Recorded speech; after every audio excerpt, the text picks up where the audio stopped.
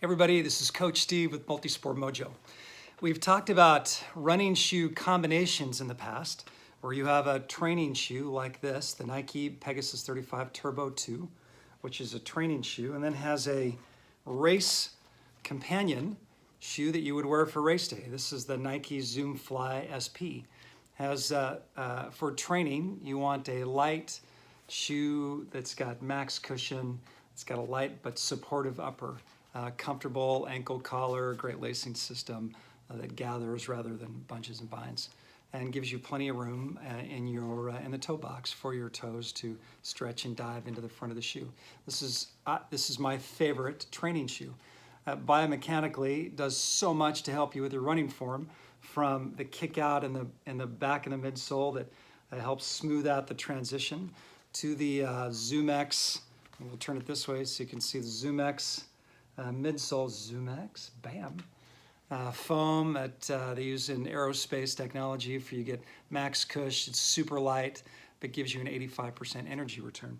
Now, the companion to that then is the Zoom Fly, or they have multiple shoes in the Zoom Fly series, which gives you all of the creature comforts of this, but gives you a lighter, stiffer version of it for race day. Now, they make three. What I wanted to show you were the three. They make four versions. The fourth version is for elite runners. If your name is Kipchoge, or you're an elite racer, you're going to wear the Nike Vaporfly 4%, which is the elite version. Oops, sorry, I'm leaning back over. The elite version of this shoe. The main difference between the Pegasus 35, or 36 rather, Turbo 2, and the Zoom Fly series that I'm going to show you is that the Peg 36 Turbo 2 and the predecessor Peg 35 Turbo uses the Zoom X midsole foam. The elite racers, their Vaporfly, the Nike Vaporfly 4%, also uses the Zoom X material. It's that aerospace material that's max cush, super lightweight. They infuse it with hydrogen bubbles, and it gives you that ultra propulsion, right?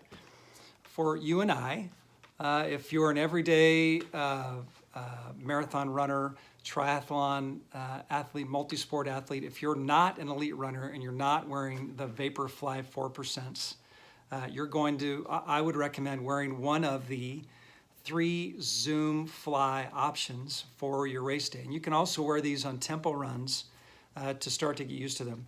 Now listen, I'm going to lean over again and grab it. With your training shoe, you want max cushion, you want a comfortable ride, you want it to promote a proper running position, so it does this with the kick out at the back of the midsole, where it smooths out your transition. The 85% energy return, and the hydrogen bubbles literally propel you forward. It feels like a trampoline. It feels like it's bouncing you forward. And the double heel to toe drop, about a 22 to an 11, is going to keep you in a forward lean. So all of that keeps you in that proper running position. Plus, you get this great structured but very light, very breathable upper that's got a wonderful ankle collar that promotes none of the rubbing. On the bottom, you can see how elongated that is, and great Achilles support, along with this great lacing system. I just dropped a shoe. This great lacing system that gathers the material up rather than cinches and binds, right? So you want all of those features, but you want them in a lighter, stiffer race day shoe. So Nike has come out with a Zoom series of shoes that uses the same midsole, but gives you 3 different types of uppers depending on the type of upper that feels most comfortable to you. So let's start with the base. This is the Nike Zoom Fly. It looks and feels a lot like the Peg Turbo version from an upper standpoint. It's got that light breathable mesh, but it's got some structure. It's got some structure on the heel. It's got, here I'll come on this side, it's got some of that elongation in the ankle collar that keeps the rub off, protects the Achilles. It's got the wonderful lacing system that gathers up around your foot rather than cinching. And it's got, right, and this is, I wear these, so You can tell these have got some miles on them now.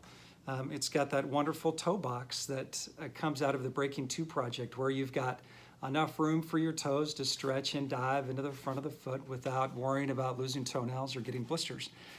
This is the Zoom Fly, the Nike Zoom Fly, right? Race shoe. It incorporates the Zoom midsole, which has the Nike React foam. Now that's different than the Zoom X, which has the Zoom X foam, that aerospace. It's still ridiculous cush. It's still ridiculous responsive. This is the same midsole foam that's in the Pegasus 35 or the Pegasus 36, not the amped up turbo versions.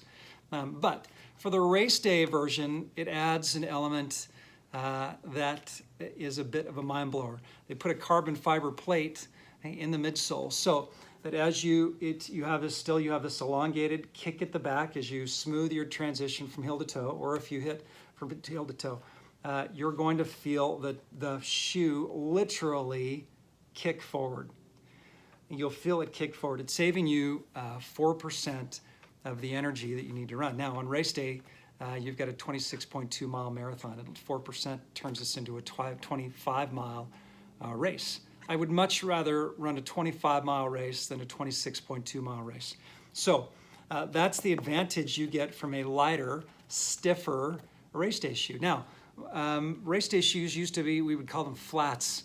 They would want them as light and as, they would want as light as possible. So you take out all the cush, you take out all the support. It's basically a sock with a sole, and you go. And if you were an elite runner running a marathon in 2-ish hours, you weren't going to be out there for that long. But for you and I, who are out there for 4, maybe 5 hours, you need a little more cushion, a little more meat to the shoe. You want it to feel a little more like your training shoe. And so you still have that wonderful cush in the midsole. And the Nike React foam gives you plenty of cushion, but it's still super lightweight. The carbon fiber plate gives you that kick forward, and you've got this lighter upper, but still gets support. Now, the next version up from that is the Flyknit. All right, now the Flyknit, you can see, I'm gonna hold these up. The Flyknit takes the same midsole. These all have the same midsole. You get the same midsole, you get the same carbon fiber plate. That's your base.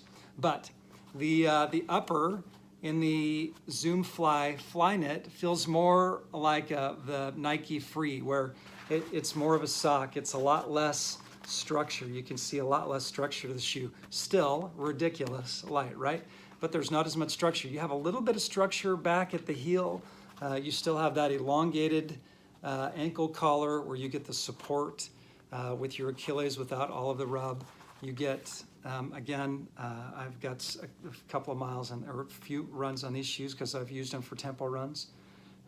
You still get the wonderful toe box, which gives you the stretch and the dive in without blisters and toenails, but it fits and feels like a sock. In fact, you can even see around the ankle collar, it's got a bit of a bib around it that feels like a sock, and it slips on like a sock. It's all one piece. You'll notice that there is no tongue. It's all, I'm gonna hold this up close, it's just all one piece. The shoe is all one piece of fabric.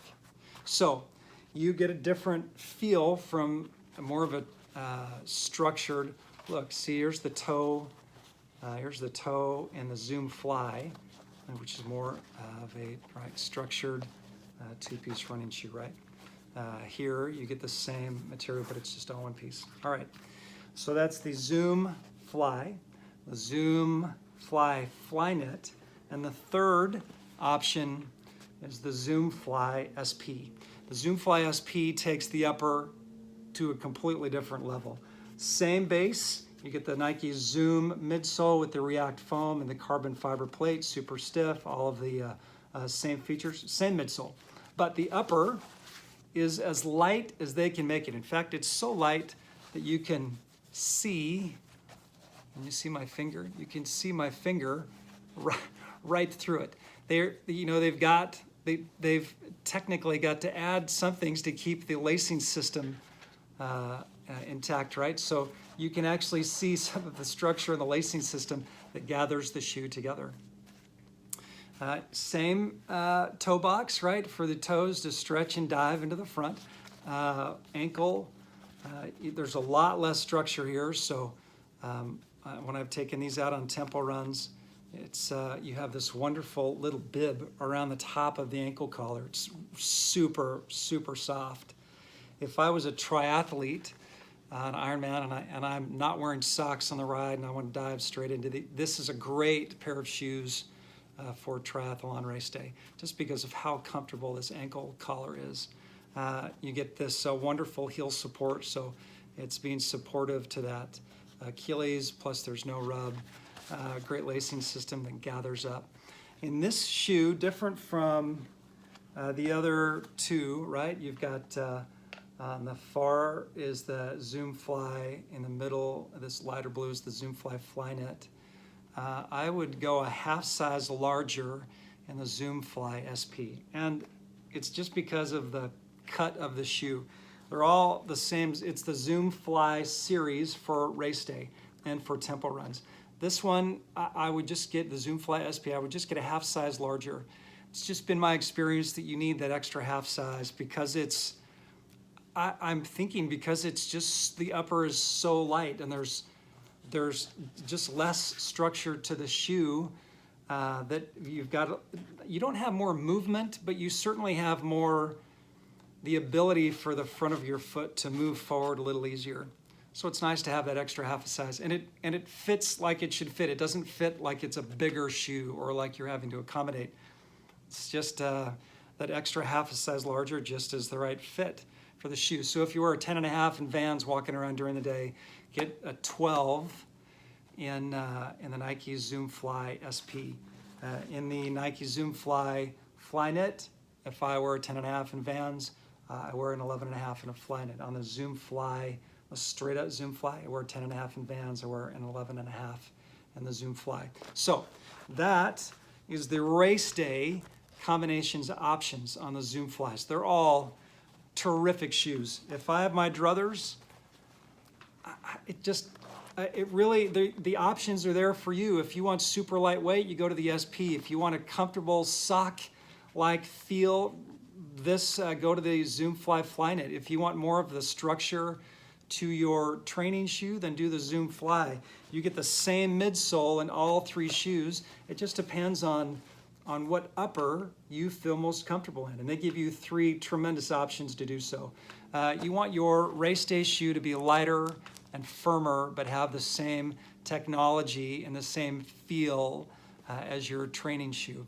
And this combination between the Nike Pegasus 36 Turbo 2 and any one of the Nike Zoom Fly race day shoes is a great training racing combination for you to use. These run about $180 on Nike.com or on Amazon.com.